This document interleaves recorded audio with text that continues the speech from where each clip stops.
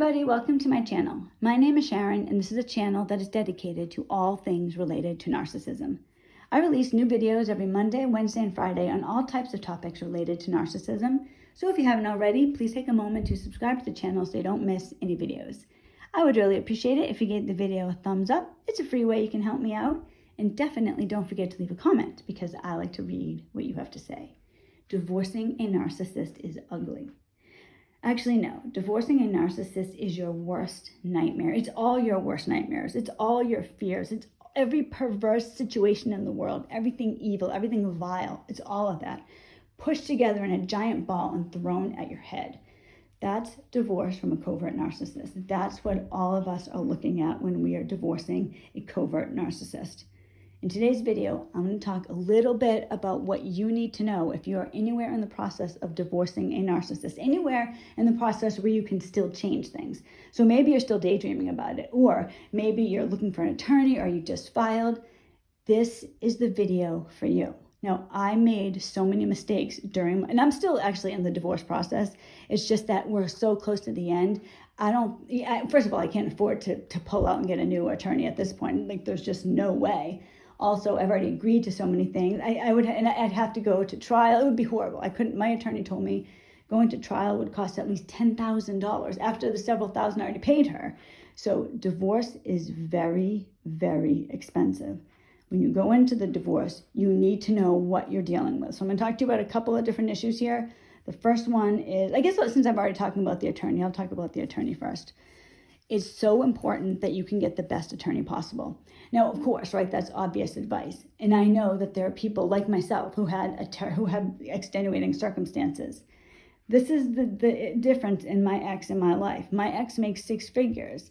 He doesn't have kids. He doesn't, I say he doesn't have kids. He does. He has two kids, but he doesn't do anything for them. It's been years since he saw them. So he's not parenting his children, right? So he makes six figures. He can do whatever he wants because he's completely free. I stayed at home with my kids. So my daughter's 19, my son's 16. I stopped working a long time ago. And if you're in that situation, you can get yourself in big trouble real quick. I have mixed feelings about this. This might be something for another day. I'll just say, staying home with your kids can be great. It's not for everybody, but if you like it, I loved it. But if you are in a situation where you're staying home with the kids and you're with the wrong person, you can really get in trouble because you can be stuck staying in a marriage purely for financial reasons. And that happened to me for several years. Eventually, I just went for it. That is very risky, but that is what I did because I had to escape. I had to get out of there. But understand, divorce is so expensive and the narcissist is going to cause you a lot of trouble in the courtroom. You must get the best attorney possible. Now, I don't know that this is right because my attorney, I paid $3,000. No, I can't remember now if it's $3,000 or $3,500. And I don't know if I'm going to get another bill from her after all this is over.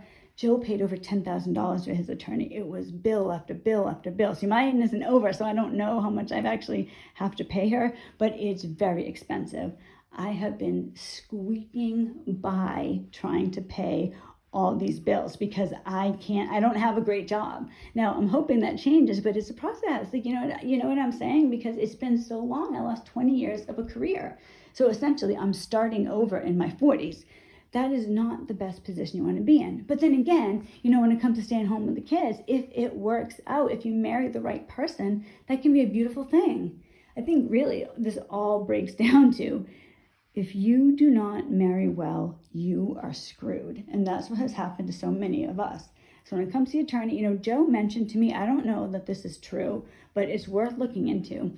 If you're in a position where I can't leave them because I literally don't even have $5, to pay for an attorney. Check out I don't know if they have this for men, but check this out. And I'm not 100% sure about women either. This is what Joe told me. I haven't independently verified this. But he said that they're women's advocates and they'll help you. And that you might even be able to get an attorney for free or at least a reduced price. I think it would be so ridiculous if they didn't have this for men because men can be abused too, but I don't know.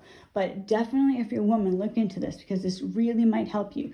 If you go to a woman's advocate or, a place like that, they might be able to find you shelter. They might be able to help you in so many ways. And if you're trapped, you have nothing to lose. If you are literally trapped and it's either going to be run with the clothes on your back or stay with the narcissist, I would always tell you to run the clothes in your back. And that is essentially what I did. I left my ex a year ago, and my kids and we just left. We left the state. Now, the reason for that is because I couldn't file for, I was on the verge of losing my house. And I'm going to talk about that in today's video. I could barely afford that house. Remember, my ex is making six figures. The mortgage to our house was $3,187.50. It took everything in me. Propane was almost $1,000 a month. I actually had cut it down. It used to be $1,000 a month. Cutting it down, and when I say cutting it down, we never used the heat at night, ever. I bought my kids electric blankets. We never used the heat at night. We would have it on a couple hours in the day, and I got the propane down to like $750 a month. I went back to work, really essentially to pay bills, and fine. But I'm just saying, the narcissist wasn't helping, even though these were his kids, even though the situation that happened was his doing. Of course, he's never gonna, say that, but remember, you need to hire the best because you're dealing with a narcissist. So look into alternatives. Understand when you can usually, not always, but you can usually speak to an attorney one time for free. So you have like an initial consultation. You could do that and kind of vet the attorney. When I got my attorney, what I did was my pastor told me that this was a good attorney. I talked to her, I had my free appointment, and I just kind of was going with it. Now, at the time when I first met with her, she told me that, because of the abuse and different things, I could definitely get 60% of the house. She was going to ask for that. She was going to ask for this. She was basically saying, and which was fine, because when you need to have some wiggle room, you have to have something to negotiate. What ended up happening is my attorney went in for the lowest possible thing. She didn't do anything that she said she wanted. So you need to know your attorney. Know the type of person they are. Because I went in there, I didn't vet her. It was just, I want to get a divorce. You need to try to find somebody that understands toxic traits, that understands toxic individuals. Because if you don't, you could this is all about the war that you're fighting. You're in a war. Every single step you take is a battle. This is a war that you cannot lose. You have to win. So you need to get the best attorney possible. Look into alternatives. And I actually was thinking about this earlier. Anybody who knows a good attorney, right? Anywhere. So any of the states in another country, can you email me their names and their phone number? We'll put it in the comments, because I'm going to organize a list so that people know, like I was from New Hampshire, right? So say I told you my attorney was fantastic. Well, I could help somebody else by having them call her. So if you know a good attorney, no matter where you live, please either leave it in the comments or email me at savingheartsfromnarcs@gmail.com. My email is in the description as well, if I said that too fast. So let's try to do that. Your attorney is crucial. It's very important that you have the best possible attorney. Now, another piece of advice I'm going to give you is know what you're dealing with when it comes to a narcissist. It's not a who, it's a what. Mindset is so crucial going into a divorce from a narcissist. I cannot overemphasize that. If you go in, you're in a battle, you're in war. So you need to go in as if you literally were at war. Imagine if you had to go out today and fight somebody. You would be selective at what you wore. You would be selective about how you acted, what you did. You would take care of yourself because you have to fight somebody. That's what we're doing with the narcissist. We have to prepare for the enemy. It's not who we're dealing with, it's what we're dealing with. These little differences can keep you in the right mindset, because you can't afford to lose this. If you lose this, now remember, the narcissist looks at you as the enemy. No matter what they say, you are the enemy. You don't leave a narcissist. You do not divorce a narcissist. That's a no-no. And if you do that, they will want you to pay, despite what they might say.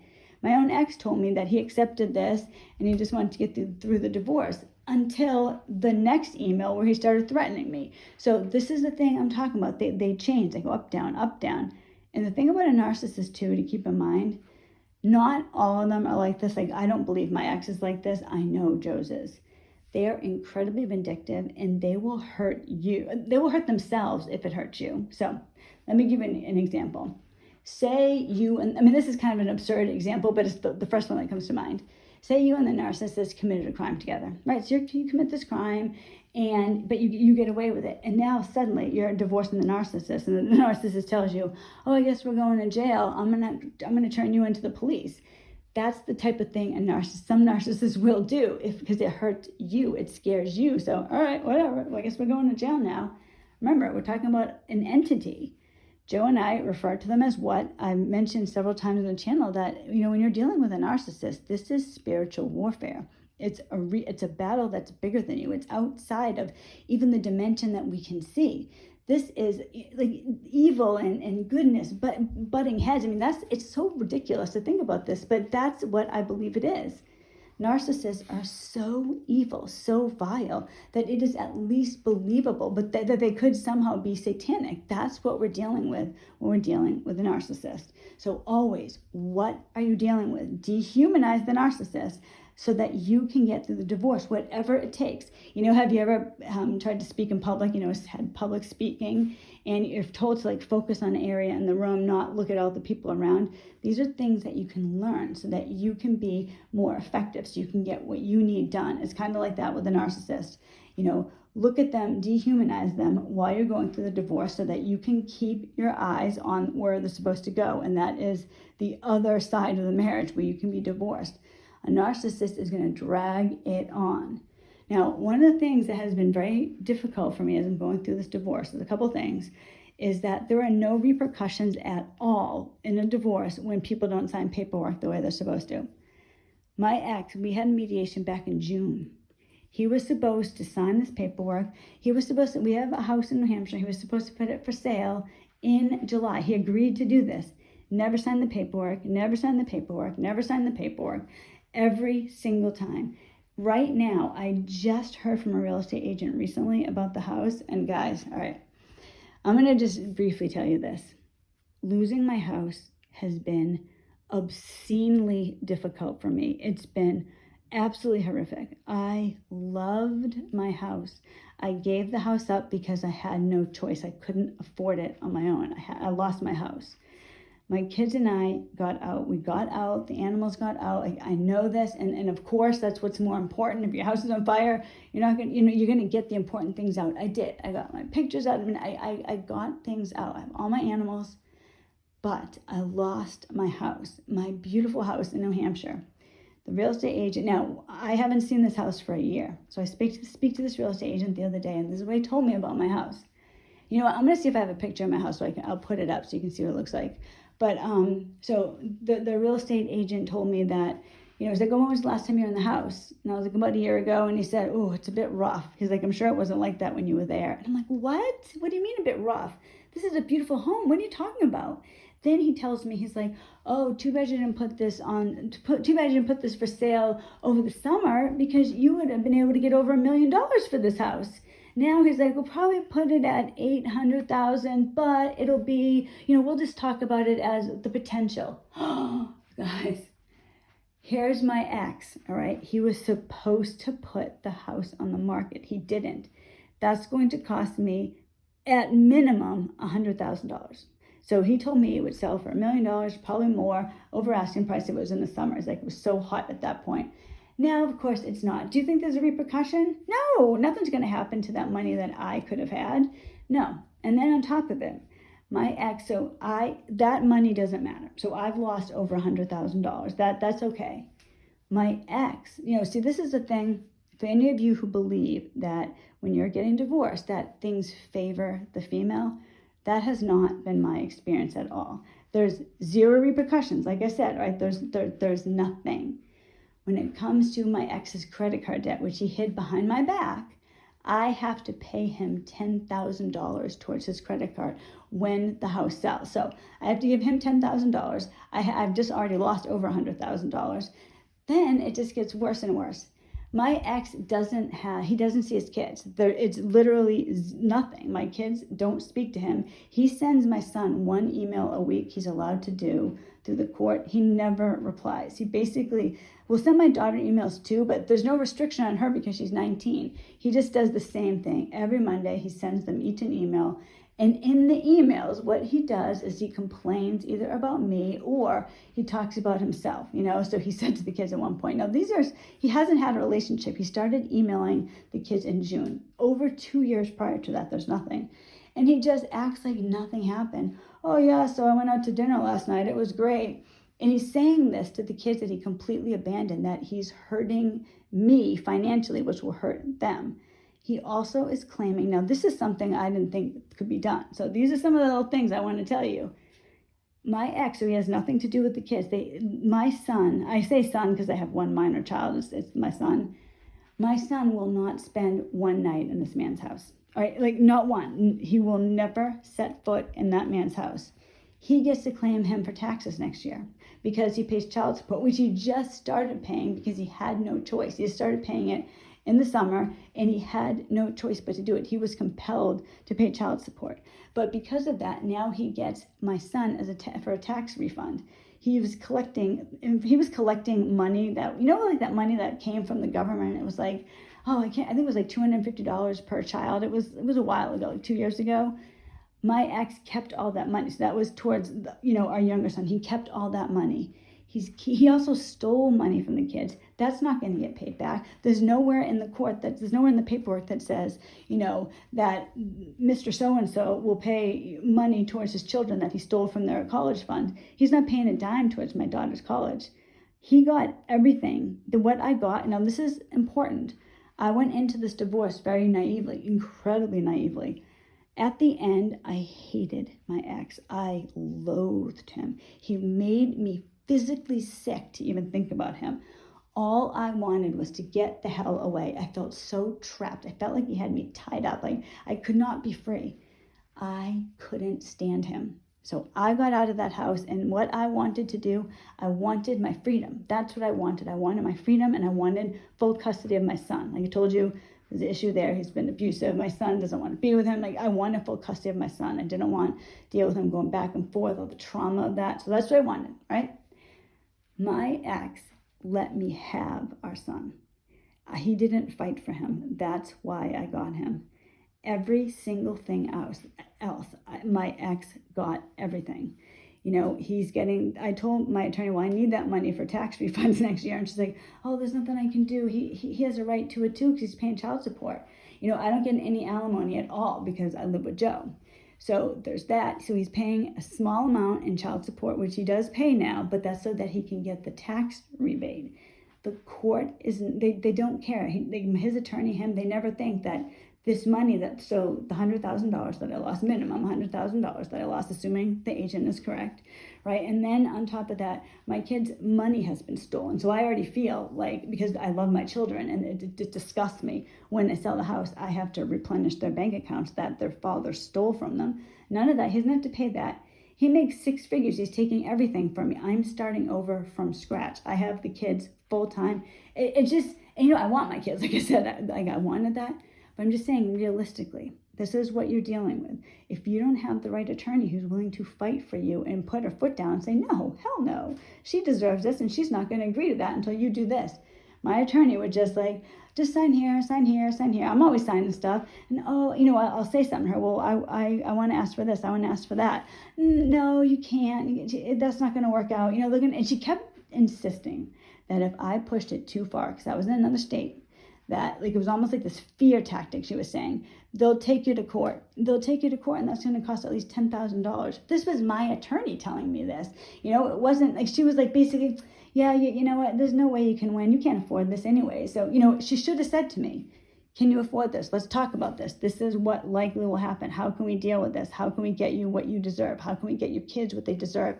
It wasn't like that. It was just like, oh yeah, basically you're screwed because you don't really have the resources to do anything. So just sign here. You're lucky you can even get divorced. That's the reality if you are not incredibly selective about the people that you hire, about the attitude that you have. You will get run over. Now, you guys, I'm going to tell you something about my house that has been very, very upsetting.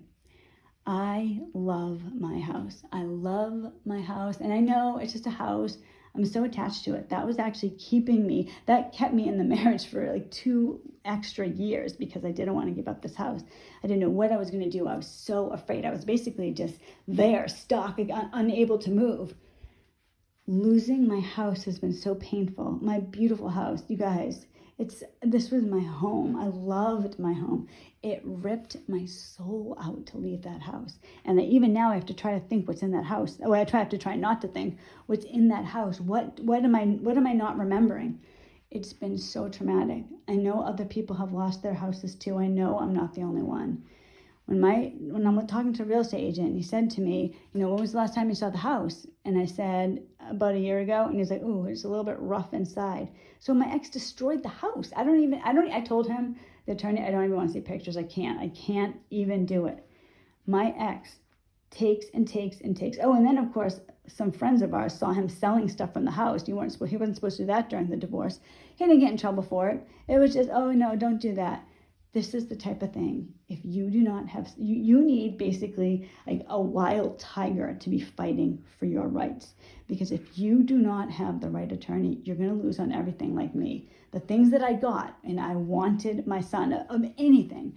The reality is if I got nothing in the divorce but my son, that would have been, I would have been ticked off, don't get me wrong, but I'd be willing to do anything to have my son. If it came down to I had to negotiate for this, I would to have my son.